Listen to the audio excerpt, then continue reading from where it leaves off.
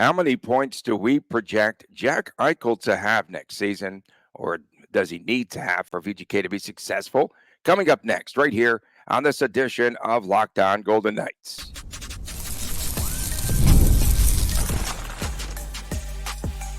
You're Locked On Golden Knights, your daily podcast on the Vegas Golden Knights, part of the Locked On Podcast Network, your team every day. Hi again, everyone. Tony Cardasco, Chris Golick from Las Vegas. Thank you so much for making us your first listen each and every day. Find us wherever you get your podcast. Please make sure to subscribe to our Locked On Golden Knights YouTube channel. We are brought to you today by FanDuel. Go to FanDuel.com/lockedon. And right now, new customers get $150 in bonus bets with any winning $5 bet. Chris, Jack Eichel played in 63 games this past season, had his best point total here as a Golden Knight with 68 points. In the championship season, Eichel had a couple of fewer points, but he was plus 26 overall, which I didn't realize until I did a little bit of a deep dive. He tied his career high with 11 power play goals on this past season. Here's a guy now. He had 7 game-winning goals as well. And, you know, the thing about Eichel, plain and simple, is that he needs to be more of a high-volume shooter. Remember how he started off this season? Remember, he was averaging like 6 shots on goal a game. And in a span of 3 games, I think games 2, 3, and 4 on the season, he had a total of 23 shots on goal. He has to average 6 to 7 shots on net per game, in my estimation, for him to be successful. 6 to 7 shots per game. I'm curious who leads the league in shots per game. I'm really curious to see if that's a sustainable number, Tony.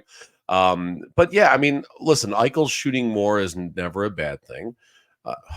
I think a lot depends on who's going to be on his right wing next year, of course, too.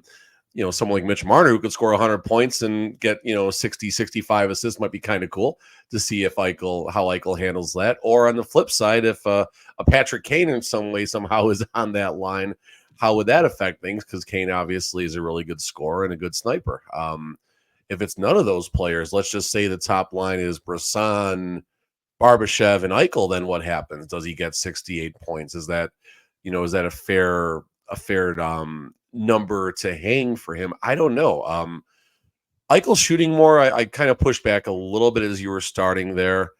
Shooting, yes. Maybe being a little bit selfish at times, yes. But, I mean, 37 assists, 39 assists, 42 assists back in his Buffalo days, 54 assists, 39 assists. Topped off 36 goals in Buffalo in 2019-20, and actually was a +5 that season too, which didn't happen too often in his Buffalo career. He was normally -25, -13, et cetera, et cetera. So to see him go to a +26 in Vegas, but then shift down to a +4 is something that's, I guess, somewhat interesting. Shooting more, maybe. I think it really depends on who's going to be on Eichel's line next year. But I also liked it because when he returned, he took away a lot of those shots that Vegas Bjorn was getting. So that's what he did as well. He gobbled up a lot of those shots. It's been a while since I've taken shots at him. The team tailspin, right, when Eichel was out, he was out a couple of months this season, needs to be healthy, to say the very least. He was part of the, 9 golden surgeries this past season. Hurt in the Boston game. That's the game where his blade came off, and then he came off the ice, and then he went back out, and his knee just gave out. So he had knee surgery there. Oh, I'm sorry, lower body injury he had. We can't tell you what the injury was. McKinnon had, I'm looking at shots per game leaders now. McKinnon this season was 4.94 shots per game. 6 to 7 for Eichel. Needs to just be selfish. I'm tired of assists. I mean, skating around, circles, all that. Get to that circle on the left side and just fire it away. He had 11 power play goals, and he was so tentative at times. Yeah, but this is going to get interesting in a second. Pasta, second place, 4.6.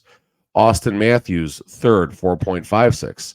Jack Hughes, Yeah. 4.42. Jack Eichel, 4.41.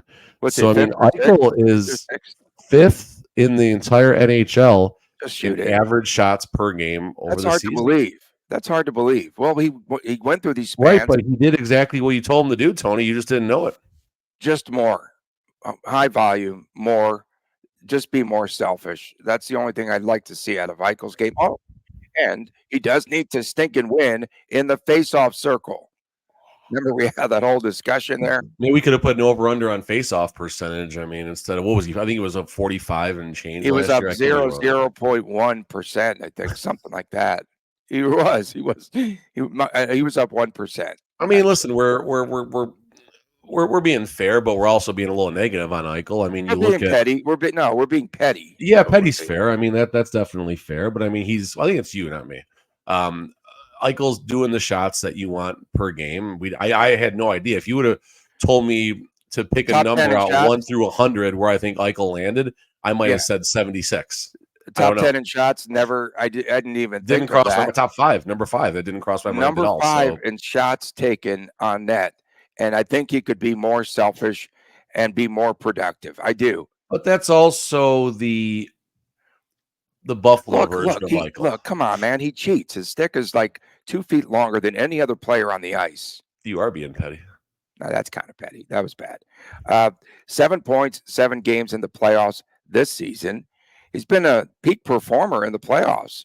33 points in 29 playoff games for Jack Eichel. So yeah, I mean, listen, he's been great. He almost won, of course. Marchessault stole it from him there for the Conn Smythe, or they would call it the Connie Smythe and all these other petty names. Jeez.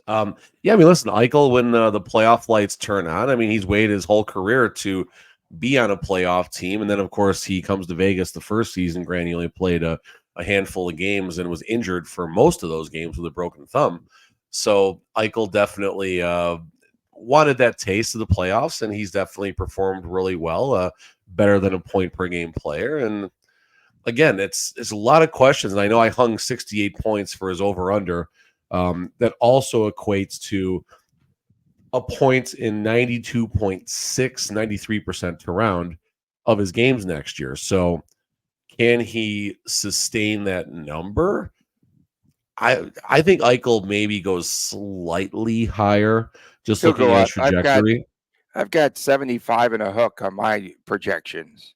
I mean, you and I were both close to like 80 or 90 last year. We were 80 or 90. Yes, that's exactly where we were a season ago. And again, if he has a healthy season, not on the bench there for 2 months, not upstairs eating hot dogs in the press box with Phil Kessel, then this guy definitely could have been right there. Yeah, I mean, 76 points is his average using a full season at 0.926 points per game. So 75 seems to be a realistic number. 75 and a hook. We've got it. No, it's the hook, definitely. And actually, you should get a little. The over on that should actually be a slight minus based on his trajectory. I'm taking the over. I'll take the over again, like I used to. But we don't know who his line mates are going to be. No, and that's fair. Barbashev will probably be one of them. That's fair. Well, we don't know. We don't know. Of course, we don't know. It's. Right. I mean, Eichel might get traded. Who knows? I doubt that highly. Listen. The other thing to look at. I mean, it's only a 2-point difference, but Eichel went from 66 to 68 points year over year, but he did in 4 less games. And Eichel, traditionally coming off of an injury, has been a little bit of a slow starter. So it's not that he only played 63 games last season.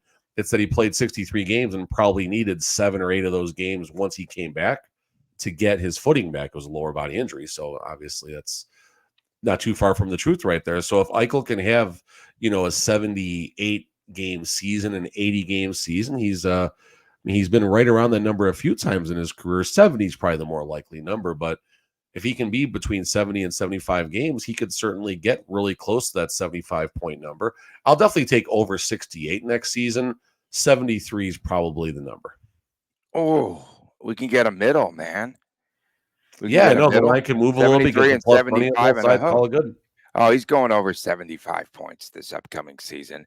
I didn't realize he had 11 game-winning goals. Here's the 11. line. I got the line right here.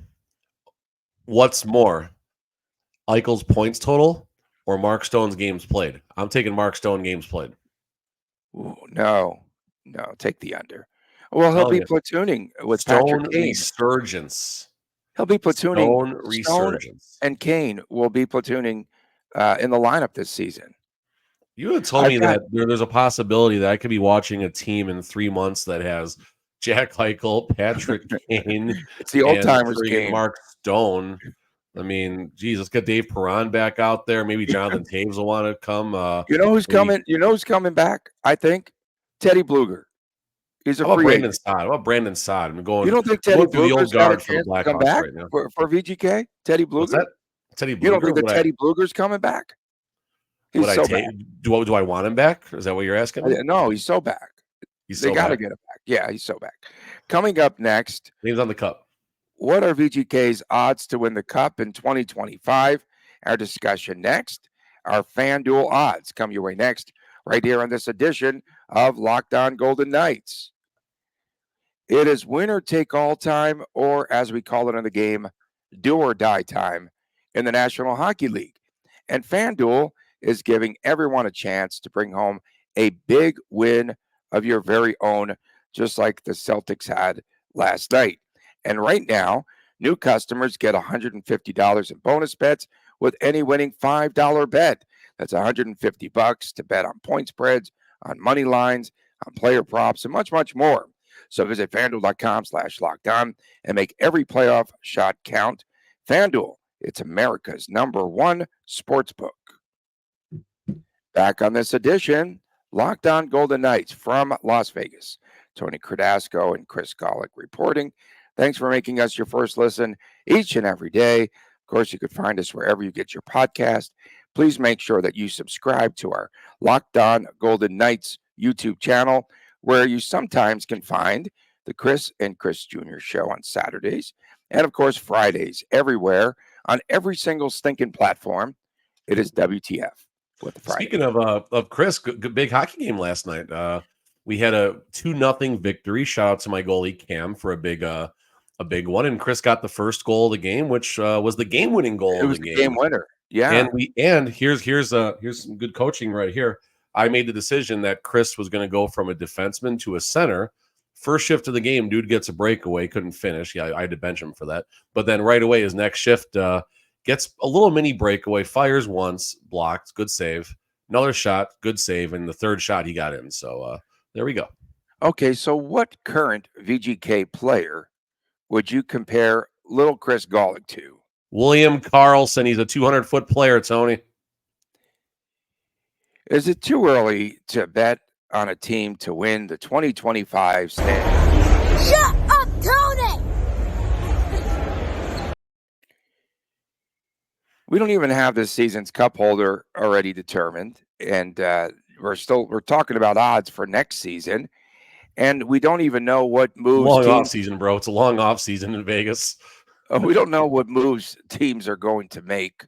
Knowing the Golden Knights team will make a few moves. I have over 3.5 new starters there for VGK this upcoming season. In the top 18, 3.5 new players. That's put that in the parking lot, Tony. That'd be a fun. Park that one. Park that one. Okay, 3 and a hook. There. I like that. That's a good show topic, actually. Always got to put a hook on there. So Vegas. This is it good value, do you think, to take VGK on the come there at plus 1,200 for next season? No. I mean, to be honest, I don't think they're going to make the playoffs. I think they'll be in the playoffs. I think next season emulates this season a little bit, where there's going to be pockets of good hockey, and hopefully the team's going to come together and make a deep playoff run. But I think next season is going to go down more of maybe not a rebuild situation, a transition year. Transition is a good word to use, because the core is going to be there for 3-4 more years, and with McCrimmon, who knows what else is going to happen. So transition to VGK 3.0, I guess. I don't know what the number is, but a transition to a team that'll be a viable cup contender maybe in the 25-26 season. So 12-1, I mean, is that the right number? I don't know. now. I mean, there's so much that's going to happen. Honestly, if Marchessault goes and VGK doesn't get a marquee type player to replace him, those odds are probably going to go up a little bit. Maybe you get 13, 14, 15 to 1 instead. So if you're about shopping for the best number, I would wait because I don't see a path to Marchessault returning. I don't. We talked about Patrick Kane in that situation. I think whatever happens in the offseason, it's going to be a player in that $3 to $4 million range, and then a couple complementary pieces like we talked about, like we both like Dakota Joshua, or I mentioned bargain finds like Oscar Olofsson and players along those lines. So and Teddy Bluger Teddy Bluger. Yeah, if Teddy Bluger comes, the odds go to plus 900 though. So you want to be ahead of that one if that's going to happen. Okay, so you've got Florida. These are according to FanDuel, by the way. Florida is plus 900. Carolina a shade higher, plus 950. The Avalanche and the Stars are also at plus 950. Edmonton plus 1,000. The Devils and VGK are plus 1,200. The Rangers 1,300. 3,100 is my find for Nashville. If you're going to take Nashville, take them now. 26 million still left in cap space. Watch out for this team. I mean, Boston plus 2,200, Vancouver plus 2,000. 2,000, right? Vancouver. Yeah, Winnipeg scares me because they're a playoff ghost. Mitch Marner's not a playoff ghost. Winnipeg's the playoff ghost once the first round comes. Los Angeles Kings, they're in such a weird spot right now. I think we're at the point where we finally start counting Tampa out, although when you say that, you never know. And Toronto is Toronto at plus 1,600. I'm never going to believe in Toronto as long as I'm alive, I don't think, because they've done nothing to prove it otherwise. But on the second page of the list that you sent me, Vancouver plus 2,000, Boston plus 2,200, or even the flyer on Nashville plus 3,100. I like those odds. I like that number. And if you don't mind your money being tied up for the entire season, there's going to be good hedge equity once the playoffs come. I mean, if you take Nashville plus 3,100, Nashville qualifies for the playoffs, you have 31 units to hedge with and make money on. And Nashville most likely is going to be an even money situation when the playoffs start, maybe a slight underdog, but you can still get your bet back and then some and still make money either way. Yeah. Did you notice? I just said the other day, they're going to be here, the Predators, they're going to go to the Eagles show. And then as soon as we got off the air, well, you okay there, brother? Okay. As soon as we got off the air, within 10 minutes, they announced the Eagles residency here at the Sphere. You didn't notice that? It's like when you're on your phone and you say something, then you get the ads and stuff like that. Same thing kind of happened. They're listening? They were listening to you, and they said, we better get this out there. The 400 views a day for Locked On and the 500 listens a day on Locked On. We better get ahead of this, otherwise they're going to blow it. Golic the Greek, I want to ask you just about, do you tie up money now? Like Jimmy the Greek, you don't remember him. I know. Okay, but do you think that it's worth making any of these wagers?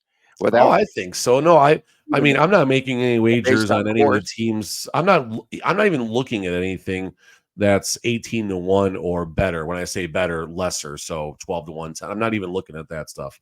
If I'm tying up my money for 6 or 7 months, it better be worth it. It better be worth it. And I'm looking at a spot where if a team on the second page in the 18 to 1 range or better can qualify for the playoffs, I can hedge out and free roll if they can, make it to the second and third and possibly the Stanley Cup final, of course. So that's the way I'm playing that right there. Like we're not going was that clown's name, Vegas Dave, who he bets every future there is and then says, "Oh, look at me, I was right." That's not the approach that I would take with this. My approach would be simply have one or two teams that I think will qualify for the playoffs, like a Vancouver, like a Boston, like a Nashville. Nashville scares me the most, but Vancouver, Boston seem to be pretty fair situations to qualify for the playoffs. And then you debate if you want to hedge in the first round, or even better, you wait and see who's got home ice. You maybe go do it in the second game so you can get plus money and guarantee yourself a winner. There's a lot of ways to do it, but do you want to lock up that money for all that time? If you do, that's the way to do it. My money is locked up with Darnell Nurse winning the Conn Smythe. We'll talk about a do or die situation for the Edmonton Oilers coming up next right here on Locked On Golden Knights. With Policy Genius, you could find life insurance policies that start at just $292 per year for $1 million in coverage. Some options offer same-day approval, and you can also avoid unnecessary medical. Policy Genius is convenient, it's time-saving, and Policy Genius helps you to compare your options from top companies, and their team of licensed experts is always on hand to help you talk you through everything, this entire process, if you will. Talk to a team of award-winning agents. They will help to walk you through the process step by step and easily compare quotes from America's top insurers in just a few clicks, and you could find your lowest price. And the one thing that we always talk about here on Lockdown Golden Knights is that you might not be as well covered as you imagine. Your work life insurance policy may not offer enough protection for your family. And even worse, it may not come with you if you leave your current job.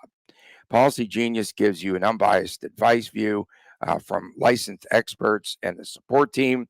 They have a great crew there. They also have no incentive to recommend one insurer over another, so you can trust their guidance. Thousands of 5-star reviews on Google, on Trustpilot from customers who found the best fit for their needs. Check life insurance off of your to-do list in no time at all. Policy Genius. Again, Policy Genius. Go to policygenius.com/LockedOnNHL or click on the link in the description, and you will get your free life insurance quotes and see how much you could save.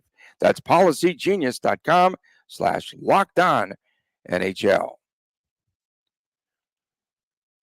Back on this edition of Locked On Golden Knights from Las Vegas, Tony Cardasco and Chris Golick reporting.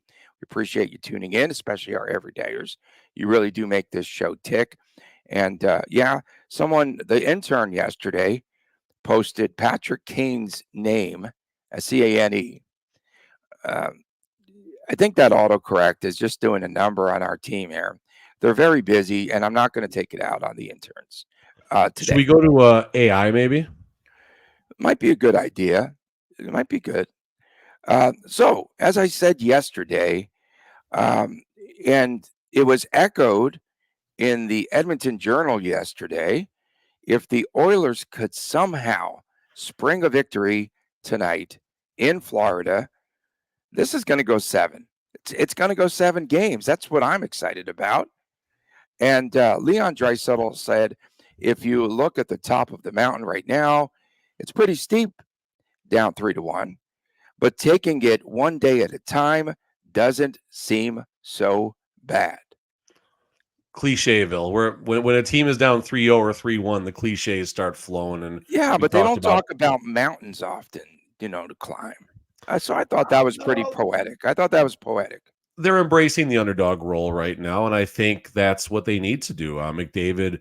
Now, this was his quotes coming out of coming into game number 3, where teams are doubting us and they're comfortable with being in that spot. And that's I'd say the fuel in his Tesla, but I don't think you put any gas in those anymore. So that's the electricity flowing through his charcoal Tesla. We'll see what that transpires to. Honestly, my perspective, fair, foul, or otherwise, tonight is game 7. Whichever team wins, obviously, if Florida wins, they win the cup. But if the Edmonton Oilers win this game, I think they win the cup. I don't see them losing game 6 at home. Maybe they do. I doubt it. And there's not a world that exists. Bookmark this, quote this, clip this, whatever the cool kids do these days. There's not a world that exists where Connor McDavid will be defeated in a game 7 winner-take-all Stanley Cup scenario. End of story. Mic drop. I know. The second time in the show. Regardless if it ends tonight, the next game in Edmonton or game 7, this series ends in a goalie interference call. It's gonna end that way. It just has to. That's the way this season's been trending. Yeah, Florida. It'll be a power play goal that was started by an embellishing penalty, which is even worse. Florida needs to keep its cool tonight, and we saw the Bob, that guy, give up a ton of goals when he definitely caves in, man. Like the 9-goal game, of course, VGK in the finale last season, and 8 goals there in Edmonton on Saturday night. they're going to have to keep their cool, and he's going to have to stand up in net. More pressure, do you think, on Florida or on Edmonton? Florida. If I'm Edmonton, I think I come in loose. Yeah, I mean, Edmonton's got pressure, but not nearly as much as Florida. And you mentioned Bobrovsky. I actually jumped on with Ken last night with Ken Thompson on KDON for a few minutes. And Odyssey Radio. Yeah. Yeah, honestly, there you go. And we talked about. Go ahead, get the plugs in. No, you get the it? fam. I saw you. I saw I you got you. tag. I got you. I wasn't sure if I said it. I think I like this tweet. You can't see it, but I liked it. Nice. Yeah, I can't see it. That's funny. But Bobrovsky, all of a sudden, there's another way you got to look at him right now. There's the Conn Smythe version, who was, I think, on pace for the second highest save percentage in a Stanley Cup final. But now, all of a sudden, you look at Bobrovsky's last 9 Stanley Cup final games. The dude's given up, I think the math is 35 goals, which equates to 3.8 goals against in the Stanley Cup final. Now, an 8-1 game, a 9-1. I think there was a 7-goal game in their last series against VGK and a 5. So, I mean, I get it. It's skewed a little bit, but this is all of a sudden stuff that creeps into his mind. And goalies are the biggest head cases there are. That works for them and that works against them. They're their own worst enemy. I think any goalie will tell you that. I'm not telling you anything that no one doesn't already know already. They're place kickers, essentially. Yeah, place kickers, closing pitchers, Chuck Knobloch. Okay, that's good. Pretty good, huh? Pretty good. That's good. So, the point is, I mean, let's just say Edmonton scores on the first shot of the game, or they score one of the first couple shots of the game, or on a fluke goal. That's what I was going to say, a fluky goal in the first few minutes of the game.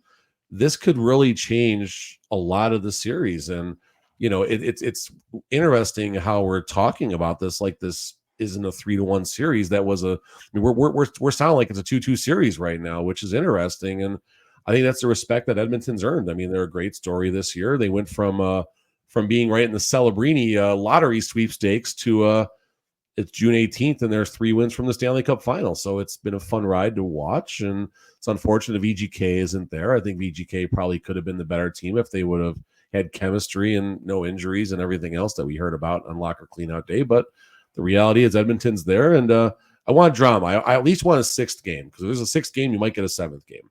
So we'll get a 7th game. Alberta. Oh, we will. We'll get a 7th game because Florida will leave the day of the game, and their flight will be delayed like 3 hours, and they'll barely make it there for face-off time. So again, didn't Maurice like they were having like a dinner or something too? They're eating a lot. Oh my goodness.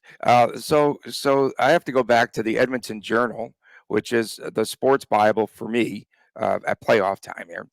So Edmonton, right? They had 1 3-game losing streak this past season. And what did they do? This is what tells me perhaps they're still alive. They then come back, they reel off 8 straight games. Oh, no, I think twice they lost 3 games. The second time, they had the 16-game win streak. So if they get hot, Chris, I mean, at the right time, and I'm starting to see a little shift there. I'm not saying it's going to happen. I know I'm clairvoyant on this show an awful lot, but I'm not saying it's going to happen. But I think the chances are pretty good that Edmonton at least can steal a game tonight and get this series back to Edmonton. I don't care if it goes 7. I want to see this go back to Edmonton for at least one final game for this season. Evan Rodriguez says his team will be better prepared. Edmonton will be the desperate team. And, well, Florida said that they didn't match the desperation. That's what Paul Maurice said.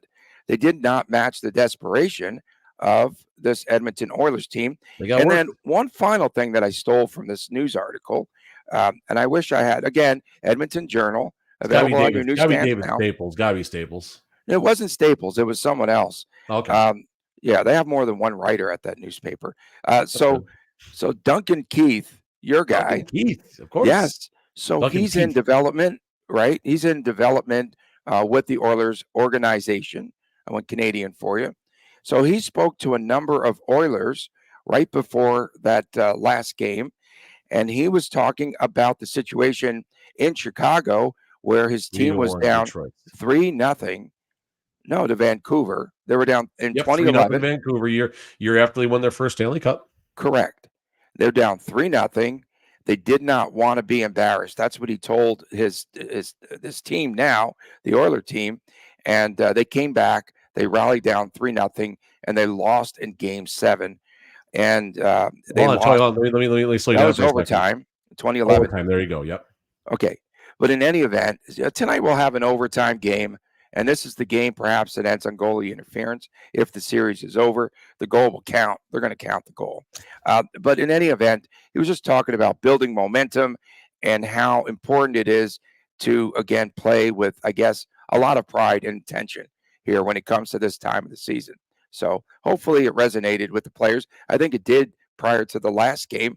Can that continue tonight? That's the big question. I think Patrick Sharp, if I remember that game correctly, had a really good overtime chance. I thought I was going to end it as well, and thought they were going to climb the hill, and they didn't. Well, unfortunately, the mountain. Sorry, whatever they have in Vancouver. So we talked, Tony, real fast. I know we're starting to go a little bit over here, but we talked when it was a 3-0 series. I think it was minus 3,000. So you got to wager $3,000 to win a $100 bill on Florida to win this series.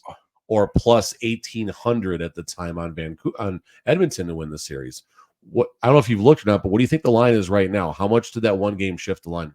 I have not looked, but I'm going to say it's plus. Remember the other day I said it was 2-0, and Edmonton I think was plus around 400 to come back, and I said, oh, I would take them. I would take that right now because I think they're going to come back in this series, at least some. But right now, your question, is it plus 1,000 or less? It's minus. No, it's less. It's Edmonton's only plus 700, and Florida's minus 1,100. Interesting. It's still good value. Big shift. That's still good value. It's better. They'll have a better showing tonight than the Mavericks did last night. Yeah, I mean, listen, if you like, if you're making a bet on Edmonton to come back, the better bet is actually McDavid on the Conn Smythe, which is also plus 700. They're both the same. But I think McDavid can win the Conn Smythe if this goes 6 games and McDavid gets to like 43, 44 points. So if you like Edmonton to win the series, McDavid's winning the Conn Smythe, end of story. You might as well take a chance with McDavid on the Conn Smythe because you can still win your bet with Edmonton losing the series. Okay. One final note there for me. I said Jaylen Brown is my MVP. I got met with a lot of sass last night, and I said this in the fourth quarter. It was a basketball game last night? Yeah, and everyone's like, no, Tatum. And then Jaylen Brown, MVP. Come on, give me a break. And then the other thing, too, real fast, was the team in Tahoe. The mascot's going to be Tessie, Tessie something up there for the Night Monsters. But no official announcement yet. Yesterday, Savannah Ghost Pirates announcing their new affiliation is with the Florida Panthers. They are such sellouts.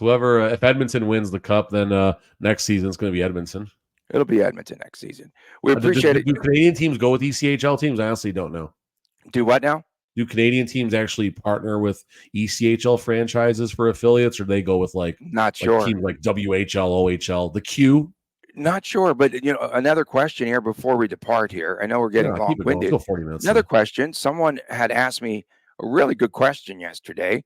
So, does VGK, within the ECHL system, do those players transfer over from the team with the Night Monsters? So, does VGK have the rights to that team and those players? So, do the players from Savannah move to Tahoe? Or do they start anew? This is like an expansion team. They're going to have an all-new roster, right? That's what I said. Yes and no. Man. So, there's no yes or no. It is yes and no. It is yes and no because why? You have players that were drafted by VGK who have VGK contracts. Those players will follow the VGK affiliate. Like Joe Fleming is a perfect example. Jordan Papirny, yes. Isaiah Seville, wherever he's bouncing around right now. Those players will transfer over.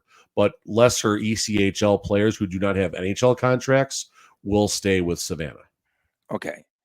So that'll be interesting to see how many players do transfer.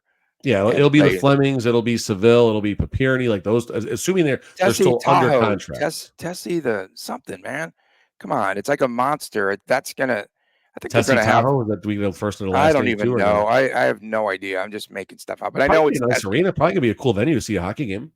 Yeah, there's no. It's not like a full It's a horseshoe. 360. It's It's a like the horseshoe. Orleans. That's the word. It's like New It's like the Orleans. Yeah. Orleans, which Like the was Orleans. more fun Yeah, than better the sight Ottawa lines Center, than but in anyway. Utah. We appreciate everyone tuning in. Thank you so much. We'll be back again tomorrow. For my man Chris Golick, I'm Tony Cardasco from Las Vegas. We'll see you tomorrow right here on Locked On Golden Knights. And please take care.